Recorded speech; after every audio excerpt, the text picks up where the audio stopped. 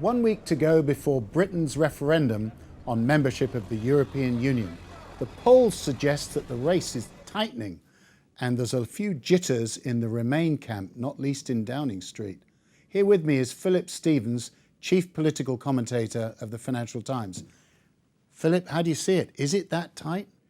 Well, all polls have to come with a very big health warning. We saw last year with the general election here how they can all get it wrong. That said, if you talk to people in the Prime Minister's Remain camp, let's stay in Europe camp, 2 weeks ago, cheery, we're going to do it. If not coast there, comfortable. Last night, talking to a bunch of the people at the heart of the campaign, we're nervous. Really nervous. Not quite panicked, but very, very nervous. So what may have gone wrong?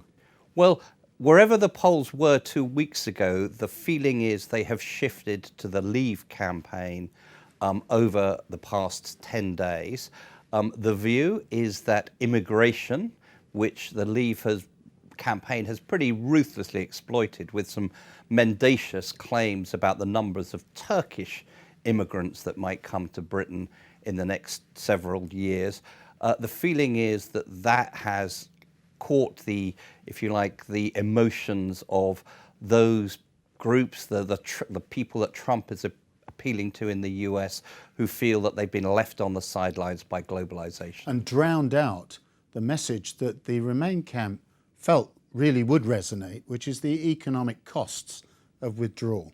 Yes, and I think it still is a battle between economics and, if you like, emotion, identity, and these other aspects of policy.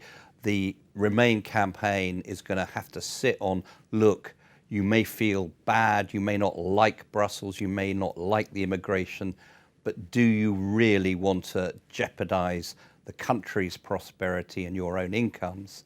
And the Leave campaign is going to push harder and harder, I think, on the immigration question and say, look, you're going to be swamped by immigrants if this goes on.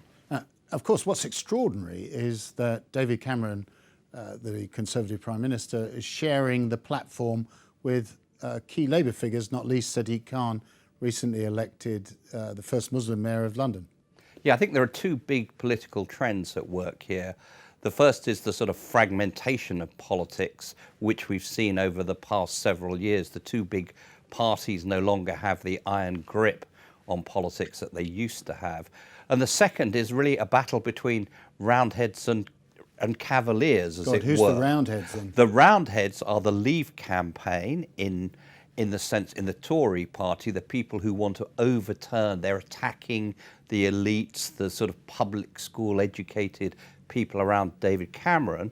And of course, you see the same in the Labour Party, where Jeremy Corbyn, the leader who mounted effectively a sort of coup led by the activists last year, they're trying to do this, they're pushing back against the Labour establishment. So what you're seeing is the two establishments, the old Labour establishment and the Tory establishment, pulling together in favour of Remain, while the, if you like, the Roundheads in both parties have joined together in favour of Leave. Philip, I'm not going to ask you, even with all your experience, what you think is going to happen next week in the referendum, but I will ask you this. Did David Cameron make a big mistake in calling for a referendum? He made a terrible mistake, and if it's a Leave vote, he will go down in history as the Prime Minister who made the biggest peacetime, if you like, mistake in post-war history.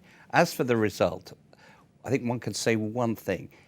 If the normal rules of politics still apply, we will vote to Remain. If the rules of politics have been completely overturned, we will vote Leave, and America should start thinking about a Donald Trump presidency. Philip Stevens, thank you very much.